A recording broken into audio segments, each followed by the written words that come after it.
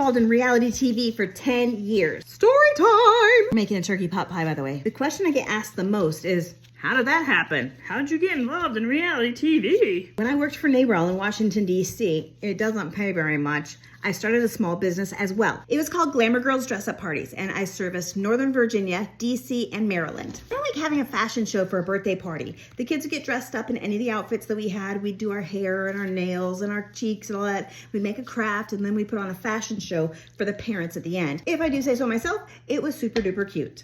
One day, a production company that was working with Bravo Television contacted me because they were looking for big, elaborate, ridiculous parties. Even though I didn't have any big, ridiculous plans in my schedule, I was like, oh, hell yeah, this is the kind of advertisement I couldn't buy. So the production company put out a casting call, and they cast it just like you would any other television show. They were looking for a family that was maybe a little over the top, that was having a big, ridiculous birthday party for their 5-6-year-old, or 6-7-year-old, whatever. They were having a hard time finding someone who was maybe a little bit on the lunatic side, so I introduced them to a lot of my pageant friends. Pageant moms are pretty crazy. Look at my pie. They ended up casting a little girl named Isabella. Super cute little kid, but her mom was fucking crazy. The first day of filming, the director was walking me through the ropes, and I genuinely didn't know how reality TV worked. I really didn't. And he said, what do you expect me to do? Just follow you around with a camera and hope to God you do something interesting? And I was like, oh, yeah, I guess that doesn't make sense, does it? So a lot of the scenes are set up, and they cast people who have larger-than-life personalities. In the words of the director, he said, nobody wants to watch people just sitting around in their underwear doing the laundry.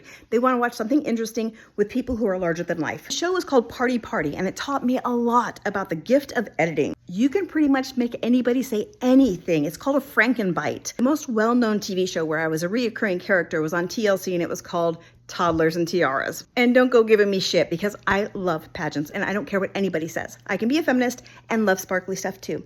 Put a competition in there and boom, you got me. And we had a spin-off called Eden's World, and that took us to Australia and Japan and all over the country. And I have a whole catalog of songs and books. Reality TV, man, it's not real, but it is a lot of fun. And I can't watch that shit anymore because I know how unreal it is. Shit, I got flour all over me. Yes, these shirts are for sale. Bitchesgetstuffdone.org. Thanks, guys.